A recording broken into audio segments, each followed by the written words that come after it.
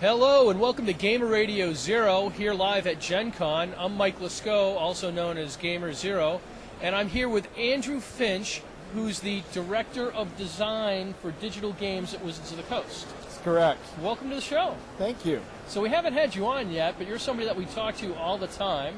Yep. You have, your team brings up the GleeMax polls, kind of comes up with those. Yeah.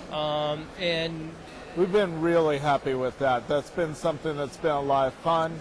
You know, the folks in my group really like to debate what's going to make a good poll and what's going to be interesting. And, you know, really what we want to see is, you know, clearly we don't care about the right way to invade the world with aliens, but we're really interested in getting folks to talk about the answers and seeing what's fun and interesting. And I have to say I've really been happy with the way the community has stepped into those questions and not said, oh, this is silly, why are you asking this? But really taken it at face value and really you know, started delving into the answers and you know, providing some very interesting conversations. so one of the most important questions I wanted to ask you, and I think this is something that all gamers spend a lot of time worrying about, is Yoda versus Gandalf in basketball. I mean, where do you stand on this?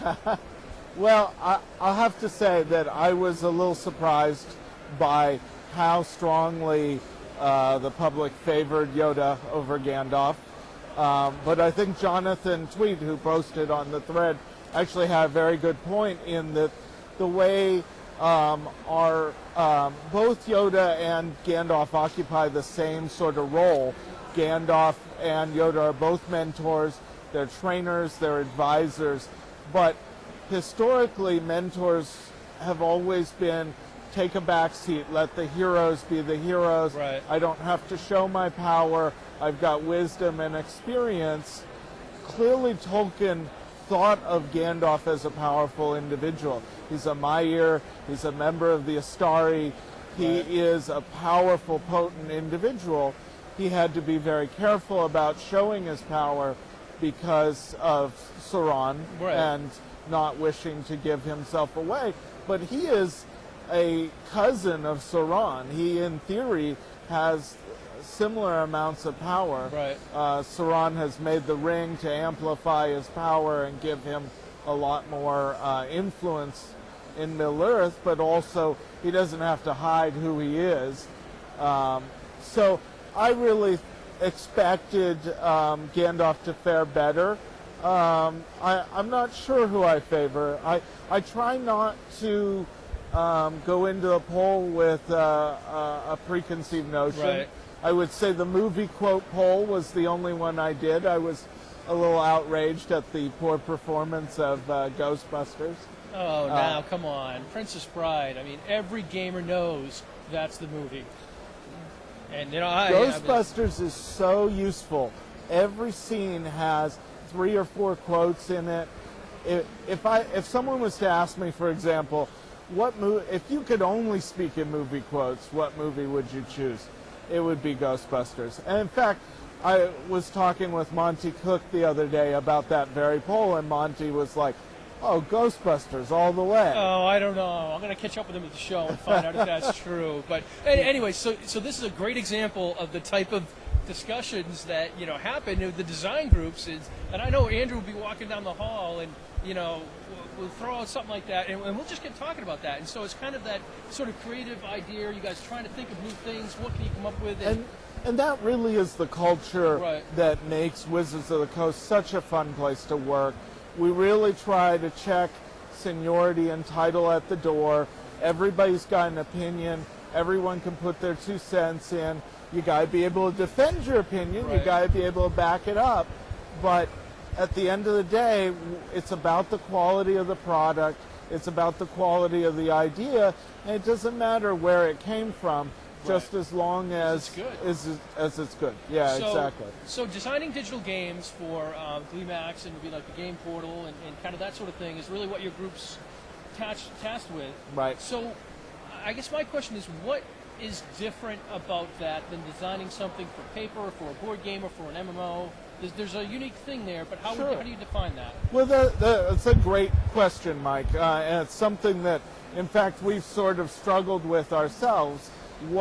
And more to the point, what can Wizards bring to this, right? Right. I mean, you've got a situation where, in some sense, we're a little late to the digital games arena, but in other sense, we're very free and liberated to do new things and experiment. We're looking for a new niche. We're looking for a space where other game software companies aren't.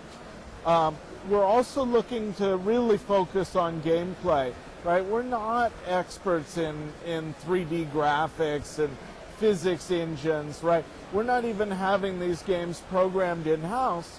They're being programmed by third-party companies. So it's really just the design that's So in-house. so what we're bringing is the design, and we're starting with the game concept, and we really have a great process for making sure that our game ideas are actually competing against each other. So we know that we can't have a bunch of games go through, but we got tons of ideas. So we keep pitting those ideas against each other and trying to make sure that the best ones are rising to the top and moving forward. So I know you have like 3 different categories. I think they're kind of codenamed gold, silver, and bronze, and that's sort of the amount of time and money required to make those Right. games. And so you have it's a wiki, I believe, where you have all this information on the game and the design, Right.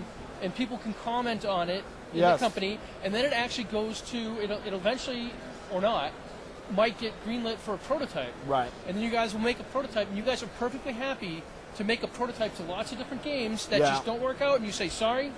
So didn't work. what we try to do is we try to look at each of these game concepts and say, what's the most dangerous aspect of that game concept? What is the thing that we're the most unsure of, whether it's going to be fun or whether it's going to be challenging from a programming standpoint, or if it's just even going to work. Right. And we identify 1 or 2 pieces, and then we have prototypers on staff, and they start prototyping that up.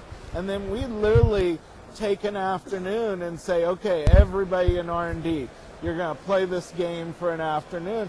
And that, that's 30, 40 people who will play the game, give us feedback on it, and say, oh, I like this, I didn't like this didn't work for me, or did you think about this?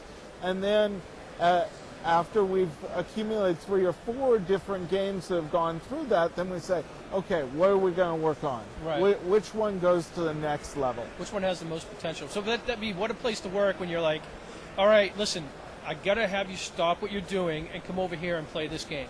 Right. And What it's a tough job. But what's funny is that people are so dedicated to the other work that they're doing, because Right. these are folks working on Magic, working on D&D, working on other card games that we've got in the process, Avalon Hill board Right. games, that they do kind of resent being asked to step over and play another And game, that's- as strange as it may sound. Yeah, that's something special when you have people Yeah. so committed to that they're, well, okay, I'll play the game, Yeah. but I really wanted to get this work done. Yeah. So that's great. Well, all right, so I want to thank you for coming on the show. You're welcome. Andrew Finch, the Director of Digital Game Design at Wizards of the Coast, That's correct. and hopefully we'll have you on Gamer Radio Zero again. Excellent. I'd like that, Mike. Thanks. Thank you.